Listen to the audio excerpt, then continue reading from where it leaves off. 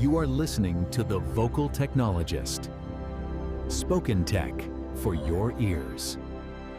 Welcome. Today we're digging into some critical developments, really from the front lines of cybersecurity. Yeah, there's a lot happening. Massive data breaches, some really cutting-edge AI vulnerabilities. And how threat groups are, well, weaponizing new tech. We've got quite a bit to unpack for you. Right. Our goal here is to cut through all that noise, give you the essential insights. So you understand not just what happened, but really why it matters to you. Exactly. Okay, so let's maybe start with something closer to home, your personal data.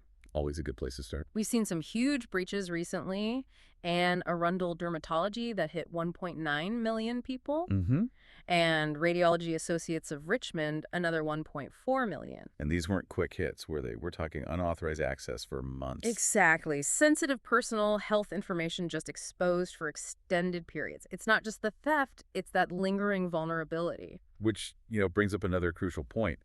Beyond the data that's outright stolen by criminals, what about all the information we just hand over willingly? Yeah, like with AI tools. Precisely. Think about it. They want access to your contacts, your emails, calendars, even photos. I've seen that.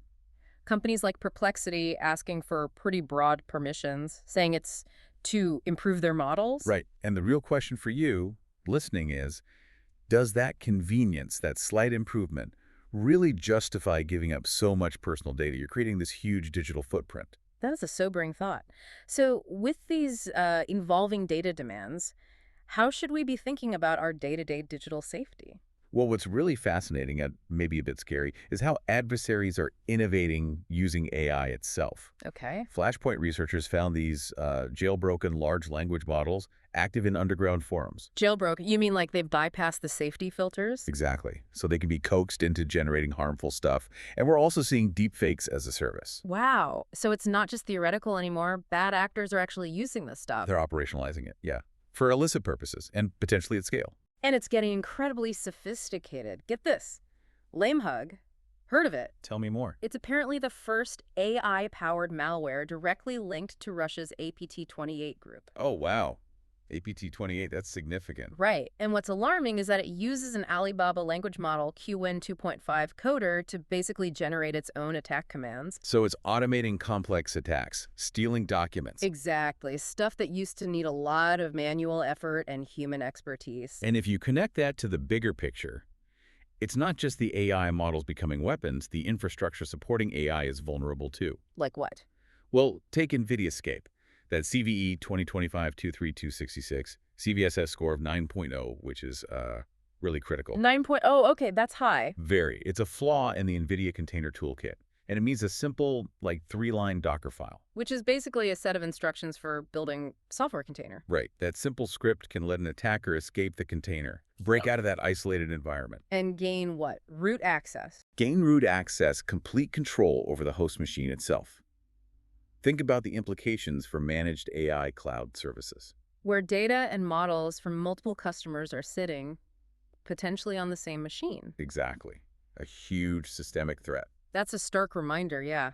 The foundations are just as critical. But it's not all sophisticated, targeted stuff, is it? We're seeing massive campaigns, too. Like the BADBox 2.0 botnet. Yeah, Google's lawsuit against those 25 Chinese entities. Over 10 million uncertified Android devices infected. With malware pre-installed for large-scale ad fraud. Yeah. Operating totally under the radar for most users. Crazy scale. This really highlights something important for defenders, Yeah. Understanding these threats. There's a difference security experts talk about. Between indicators of attack and indicators of compromise. IOAs and IOCs. Exactly. An IOA is like a warning sign that maybe unusual process creation suggesting a system might be under attack. Yeah. Whereas an IOC is the forensic proof, hard evidence, like malicious file hashes or finding out security controls were disabled, proof that a system has been compromised. Got it. And knowing that difference is vital for, what, effective defense? Quick response? Absolutely vital. But, sometimes there is good news, a silver lining. Oh, like what? Well, Japanese police worked with Europol and the FBI recently. They managed to release a free decryptor for Phobos and 8 base ransomware victims. No kidding. So people could get their files back. Yeah, after law enforcement operations disrupted those ransomware gangs, it's a fantastic development when it happened. That's great to hear. So, okay, wrapping this up for you listening, what's the main takeaway here? I think it boils down to staying informed, definitely, exercising critical thinking. And just being really, really cautious about the digital tools you use and the permissions you grant. It's more crucial than ever now. It really is. Yeah. And maybe consider this final thought. As AI gets woven more and more into our lives, bringing all this convenience, how do we collectively make sure it doesn't demolish our basic privacy and security? Right. What hidden data demands are we actually agreeing to when we just click agree? And what's the long-term impact going to be on our, digital autonomy? Something to think about. Definitely something to think about. Thanks for tuning in.